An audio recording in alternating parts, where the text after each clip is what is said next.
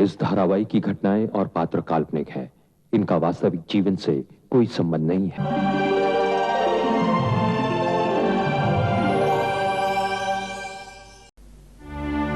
किसी भी औरत को मां बनने के बाद इस आश्रम में रहने की आज्ञा नहीं है। 6 महीने के बाद आश्रम छोड़कर जाना पड़ता है। आप मुझे मेरा बेटा कर्ण ला कर दे दीजिए, मैं ये आश्रम छोड़ के चली जाऊंगी। अच्छा, तो बेटे के नाम पर तुम यहाँ टिकी रहना चाहती हो? ये बहाना नहीं, वजह है, और ये वजह आपने मुझे दी है। याद कीजिए आपने मुझसे क्या वादा किया था। मैंने ऐसा कोई वादा नहीं किया था, और इस बात के लिए तुम मुझ पर कानूनी दावा नहीं कर सकती। एक माँ का अपने बेटे पर कोई दावा नहीं, कोई अधिकार नहीं? नहीं, और ये बात आश्रम में आने वाली हर औरत अच्छी तरह जानती है। ये तो सरासर धोखेबाजी है। अगर मुझे पता होता कि यहाँ ये सब कुछ होता है तो मैं यहाँ कभी नहीं आती। और मैंने भी तुम्हें यहाँ नहीं बुलाया था। तुम अपनी खुद मर्जी से यहाँ आई हो, और तुमने उस फॉर्म पर भी साइन किया था जिस पर लिखा था कि आश्रम को बच्चा गोद देने की इजाजत है। लाकर दिखाऊं वो फॉर्म जिस पर तुम्हारे अपने दस्तखत है? इस आश्रम में रहने की मुझे इतनी बड़ी कीमत चुकानी पड़ेगी, ये मुझे नहीं पता था। तुम्हारी बेवकूफी और नासमझी की सजा मैं खुद अपने आप को नहीं दे सकती। मौसी, मौसी मत कह मुझे। ये बात पहले दिन ही समझा दी थी। यहाँ मैं सबके लिए सरला दीदी हूँ, और तुम्हारे लिए भी। जो रिश्ता आश्रम के बाहर था वो यहाँ पैदा करने की कोशिश मत कर। इतनी कठोर मत बनिए दीदी, आप ही हैं जो मुझे जीवन दान दे सकती है। एक निश्चित सीमा के बाद मेरे हाथ बन जाते हैं। मेरे ऊपर भी लोग हैं जिन्हें मुझे जवाब देना पड़ता है। दीदी, आप भी एक औरत हैं, आप मेरा दर्द अच्छी तरह से समझ सकती हैं। सोचिए, अगर आपसे आपका बच्चा छीन लिया जाए तो आप कैसे महसूस करेंगी? बोलिए, जवाब दीजिए, आप चुप क्यों हैं? अपने आप को जिंदा रखने के लिए बहुत से समझौते करने पड़ते हैं। तुम्हारी तरह एक ही बात की रट नहीं लगाई जाती। एक औरत अगर अपने बच्चे के लिए दूसरों के सामने मिन्नतें करती है, हाथ जोड़ती है, तो ये उसकी रट नहीं, ये माँ की ममता है। माँ की ममता देखो या आश्रम के कायदे नियम? मेरी हमदर्दी का इम्तिहान मत लो कुंती। इम्तिहान तो आप ले रही हैं मेरे सब्र का। गवर्नर साहब जवाब नहीं देते और आप बातों को टालती जा रही हैं। आखिर आप लोग चाहते क्या हैं? इस तरह धोखेबाजी से, चालाकी से तो आप लोग मेरी आखिरी खुशी भी छीन रहे हैं मुझसे। ये हमेशा की अपनी बकबक बंद करो कुंती। बहुत सुन लिया, बहुत बर्दाश्त कर लिया। आखिर तुम अपने आप को समझते क्या हो? तुम्हारी औकात ही क्या है जो मुझसे झगड़ती लगड़ती रहती हो? और तुम समझते क्या हो कि किसी को तुम्हारे सिवा और कोई काम नहीं है? मैं लोगों की बातें, शिकायतें सुनकर भी तुम्हें यहाँ रखी हुई हो। अगर इतना ही शौक है अपनी ममता की गुहार लगाने का तो निकल जाओ यहाँ से। देखती हो कहाँ जाती हो। जितना प्यार से समझाने की कोशिश करती हूँ उतनी तुम सर पे चली जा रहे हो। निकलो यहाँ से। बाहर जाओगे तो पता चलेगा तुम्हारी औकात क्या है। Get out.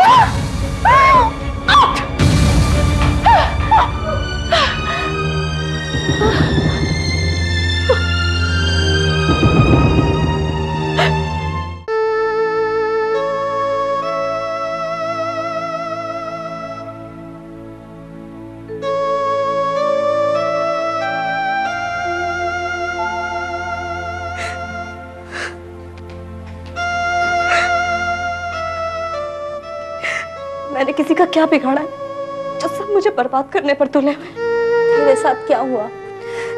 जो तेरे साथ हुआ है वही मेरे साथ भी होगा। सरला दीदी का रवैया एकदम बदल गया है। मैं तो बस चंद दिनों की मेहमान हूँ, सब कुछ छूट जाएगा। ये आश्रम, सरला दीदी की डांट फटकार और तेरा साथ भी। मुझे तो आखिरी चेतावनी भी मिल चुकी है,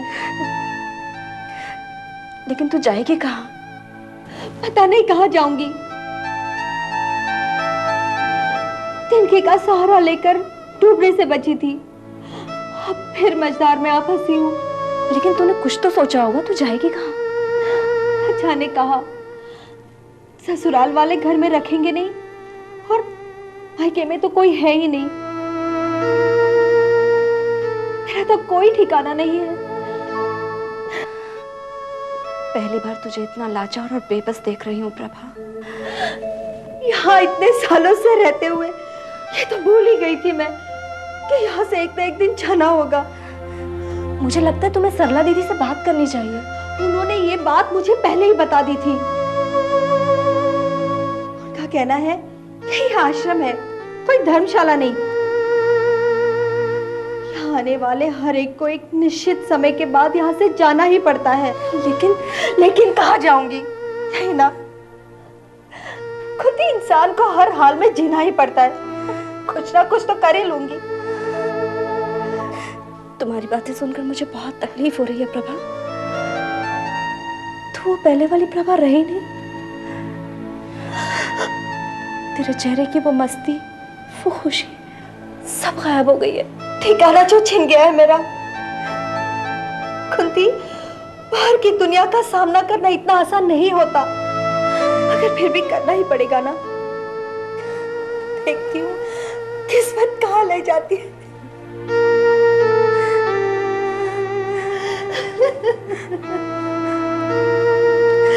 प्रभा, अरे ये तो खुशी के आंसू है, इस आश्रम से छुटकारे के आंसू।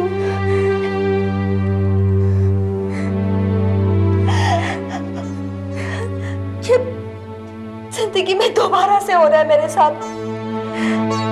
पहली बार तब सड़क पे आई थी जब सास ने घर से निकाल दिया था। निकल निकल निकल हमारे घर से मत निकल। कलमुही कुलच्छनी, जीते जीते मेरे बेटे को खा गई और अब हमारी इज्जत से खेल रही है। मुझ पे दया कीजिए, मुझे घर से मत निकालिए। कहीं भी जा, हमने तेरा ठेका नहीं ले रखा, समझी? हमारे मुंह पर तो तूने काली पोत दी है और अब तू सोच रही है तुझे इस घर में रहने दूंगी मैं? बदजात कलमुही, तेरे लक्षण तो पहले से ही खराब थे। इतने दिन तुझे इस घर में रहने दिया, ये हमने गलती की। लेकिन इसमें मेरी भी कोई गलती नहीं। कोई अपना भरोसा देके मेरे साथ खिलवाड़ करके भाग गया है। मैं क्या करूं? तो जाकर ढूंढ अपने उस यार को जिसका गंध पेट में लेकर घूमती फिर रही है। मुझे गालियां दीजिए, मारिए, पीटिए, लेकिन घर से मत निकालिए। मैं कोने में पड़ी रहूंगी। तुझे अपने घर की चौखट लागने नहीं दूंगी। चल निकल जा यहाँ से, चल निकल। कहाँ जाऊंगी मैं इस हालत में? मुझ पर रहम कीजिए। अरे कहीं भी जाके मत जा। और सुन, अगर आज के बाद अपनी मनहूस सूरत लेकर इधर आई ना, तो हम तेरा गला दबा देंगे, समझी? मैं कहाँ जाऊंगी? दरवाजा खोलिए, मैं कहाँ जाऊंगी? दरवाजा खोलिए, दरवाजा खोलिए।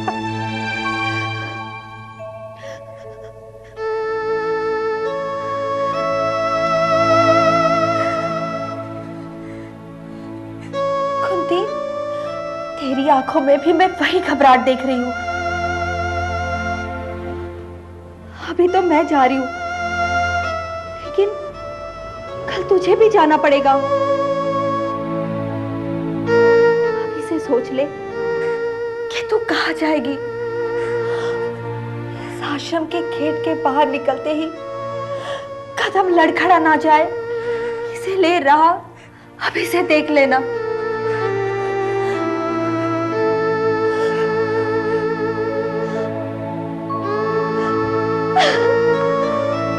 प्रभा,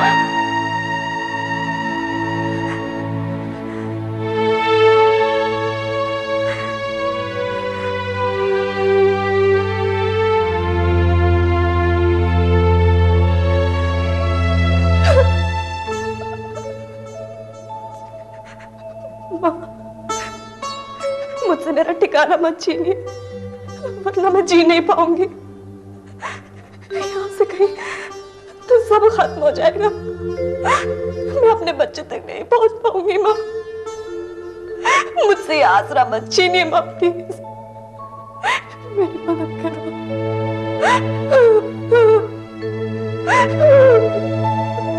माँ,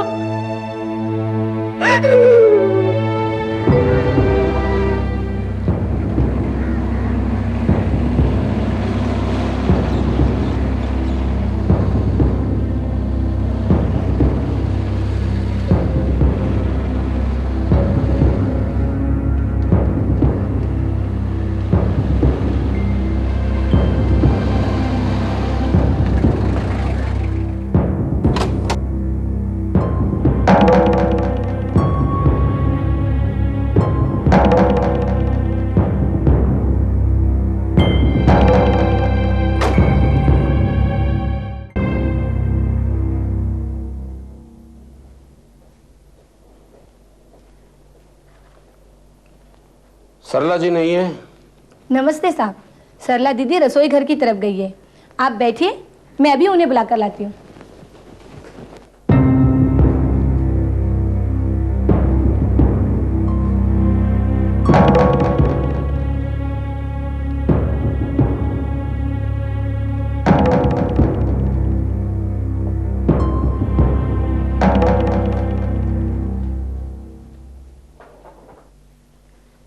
नमस्ते सूरजमल जी। ओह नमस्कार। आज अचानक बिना किसी पूर्व सूचना के? हाँ, मामला ही कुछ ऐसा पैदा हो गया था कि मैंने सूचना देना जरूरी नहीं समझा। मैं कुछ समझी नहीं। समझ में तो मुझे भी नहीं आया कि आप में इतना परिवर्तन कैसे। हमेशा नियम और कानून के पाबंद रहने वाली आप खुद अपने ही हाथों उस कानून को क्यों तोड़ना चाहती हैं? नियम के साथ कभी कभी अपवाद भी होते हैं, एक्सेप्शंस। आपके लिए एक लड़की इतनी एक्सेप्शनल हो गई कि कल आप हमारे ट्रस्टी पर बरस पड़ी। मैंने तो सिर्फ सच्चाई बयान की थी। आश्रम के ट्रस्टीज के साथ मेरी कोई दुश्मनी नहीं है। अगर आपका रवैया ऐसा ही रहा तो दुश्मन बनते देर भी नहीं लगेगी। आप तो लगता है पूरी तरह लड़ाई करने के मूड में आए हैं। खैर, ये बातें तो होती रहेंगी। पहले ये बताइए, आप क्या लेंगे, ठंडा या गर्म? कुछ नहीं, धन्यवाद। और हाँ, मुझे अचानक इसलिए आना पड़ा कि मैं अपना फैसला सुना सकूं। फैसला? हाँ, फैसला। क्योंकि नियम नियम है, उसे बदला या तोड़ा नहीं जा सकता। और मेरा फैसला यह है कि उस लड़की, क्या नाम है उसका? कुंती। कुंती को यह आश्रम छोड़कर जाना पड़ेगा। और मैंने जो कुंती के यहाँ रहने की दलीलें और वजह दी है, वो जानने के बाद भी आपका ये फैसला है? सरला जी, इस आश्रम में कभी किसी के साथ पक्षपात नहीं किया गया और मैं नहीं चाहता हूं कि इस बात के लिए कोई आप पर या मुझ पर उंगली उठाए। सरला दीदी, ये पिछले 10 सालों का रिकॉर्ड है। मैंने नाम के साथ साथ फाइलों में लगा दिया है। ठीक है, सामने वाली अलमारी में रख दो। जी। कुंती, ये हमारे आश्रम के मुख्य कर्ता धर्ता सेठ सूरजमल जी है। जी नमस्ते। नमस्ते। अच्छा, तो तुम हो कुंती? बहुत नाम सुना था पहले तुम्हारा। मुझे तो लगा था कोई ऐसी वैसी लड़की होगी, लेकिन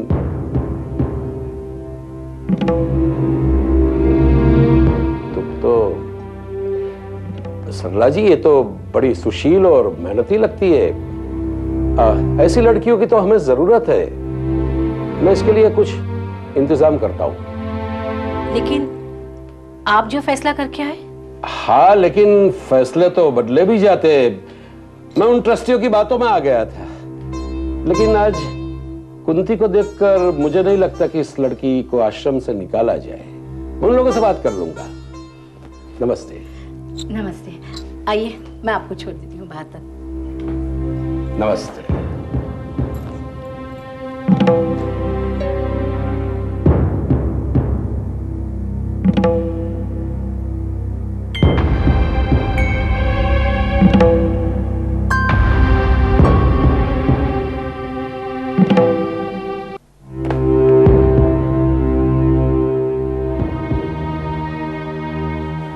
क्या है इस फाइल में? ये उन लेटर्स के रिकॉर्ड की फाइल है जो यहाँ से कुंती के नाम लिखे गए हैं, और इतने सालों में उसे सिर्फ एक ही जवाब दिया जा रहा है कि समय आने पर उचित कार्रवाई की जाएगी। कुंती के मामले में आप कुछ ज्यादा इंटरेस्ट ले रही हैं? जी, उस अकेली का किसी को तो साथ देना चाहिए। वैसे भी उस बेचारी पे क्या गुजर रही है, उसके साथ कितनी नाइंसाफी हुई है।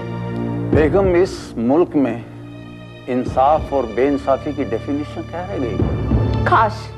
काश आपने उस दिन उसकी आंखें देखी होती तो आप खुद समझ सकते हैं। वैसे भी एक औरत से अगर जबरदस्ती उसका बच्चा छीन लिया जाए तो वो कितने दिन जिंदा रह सकती है? वो आश्रम किसी भी औरत के साथ ऐसी जबरदस्ती नहीं कर सकता है। ये कानूनन जुर्म है। तो क्या वो झूठ बोल रही है? सच तो कतई नहीं। बेहिचक किसी के बारे में कुछ भी सोच लेना गलत है। आपको इस मामले की तहकीकात करनी चाहिए। हमारे लिए और भी बहुत से काम हैं। अगर इन छोटी छोटी बातों को लेकर हम उलझते रहे तो हम तो मुसीबत में पड़ जाएंगे। और कुंती, वो किन मुसीबतों का सामना कर रही है, एक बार ये सोच कर देखिए। एक औरत का दर्द आप क्या समझेंगे? वो तो वही समझ सकता है जो बेऔलाद हो। ये जो कुंती को लेकर आप अपना दर्द पैदा कर रही हैं, ये सही नहीं है। कम से कम उसका दर्द तो महसूस कर पा रही हूँ, लेकिन आप शायद इसीलिए ऊपर वाले ने हमें औलाद से महरूम रखा है। लेकिन